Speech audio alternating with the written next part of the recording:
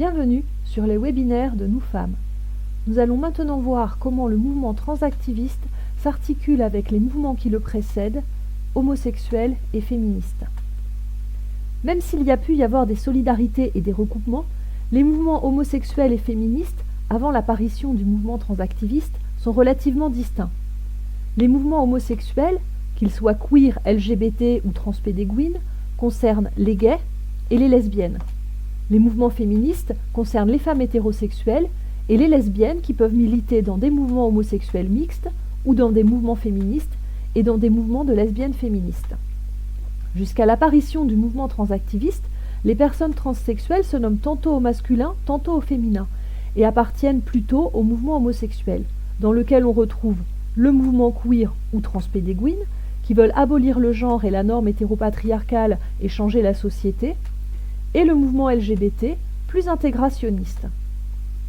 Les hommes hétérosexuels dans ce schéma ne sont pas représentés, puisqu'ils ne sont pas personnellement concernés par les luttes homosexuelles, ni par les luttes féministes. Ils peuvent cependant se comporter comme amis ou alliés de ces luttes. Après l'apparition de la mouvance transactiviste, ces schémas vont bouger. Souvent, les personnes qui transitionnent, on l'a vu, sont homosexuelles. Les gays qui transitionnent se considèrent rarement comme femmes. Après l'apparition du mouvement transactiviste, de plus en plus d'hommes hétérosexuels qui transitionnent se désignent comme femmes trans et plus précisément comme lesbiennes trans. Tandis que les personnes dont ils se réclament, transsexuelles, non conformes aux stéréotypes, se retrouvaient dans les luttes homosexuelles et ne demandaient pas au mouvement féministe de les intégrer massivement, et tandis que les trans du mouvement transpédéguine transcendaient le genre dans le but de le subvertir et de l'abolir, les hommes hétérosexuels, qui deviennent des lesbiennes trans, veulent être reconnus comme étant réellement des femmes. Leur revendication est d'être acceptées dans tous les espaces.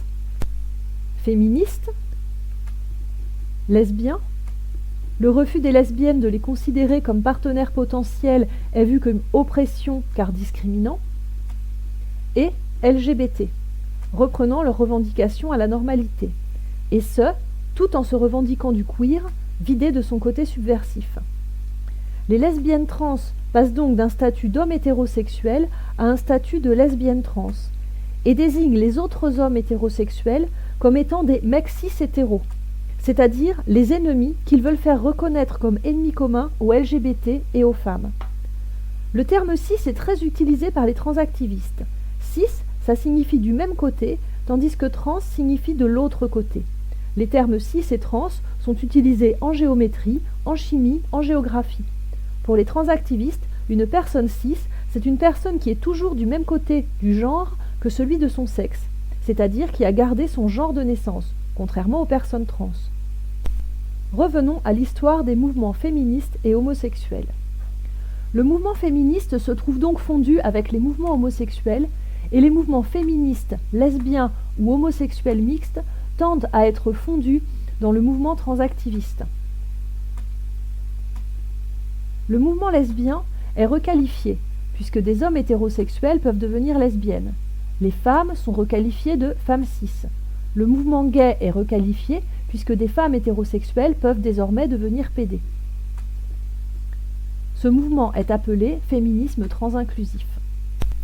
Les personnes transsexuelles disparaissent du discours, le terme transsexuel étant considéré comme transphobe, au profit de personnes trans, qui inclut, comme on l'a vu, un grand nombre de situations, et au profit du terme de personnes non binaires.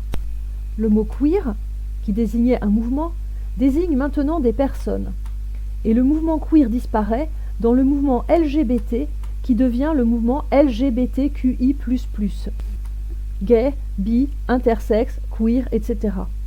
Les jeunes gays et les jeunes lesbiennes sont encouragés à ne plus se nommer homosexuels, mais personnes queer, au sein du mouvement LGBTQI++. Le mouvement LGBT reprend largement l'idéologie transactiviste, et les personnes hétérosexuelles, devenues personnes trans, personnes queer ou personnes non-binaires, y ont une place importante parmi les gays. Les femmes cis peuvent être intégrées dans ce mouvement féministe transinclusif, à condition de reconnaître qu'elles sont privilégiées par rapport aux femmes trans. Des mouvements et des groupes ne sont toutefois pas d'accord avec ce mouvement. Certaines transsexuelles, qui ont vécu une vie d'homme gay avant leur transition, revendiquent l'appellation transsexuelle et ne se considèrent pas comme des femmes, mais comme des transfemmes ou des hommes trans ou des homosexuels, et s'inquiètent de la violence du mouvement transactiviste contre les lesbiennes et les féministes, qui leur rappelle parfois la violence qu'ils ont eu à subir en tant qu'homosexuels, d'autant plus que ces violences sont exercées en leur nom. Les lesbiennes, qui refusent d'accepter comme partenaires potentiels des personnes qui se qualifient de femmes trans lesbiennes ou de lesbiennes à barbe et à pénis, et les féministes, qui considèrent que les problématiques et les oppressions spécifiques que subissent les femmes en fonction de leur sexe sont invisibilisées.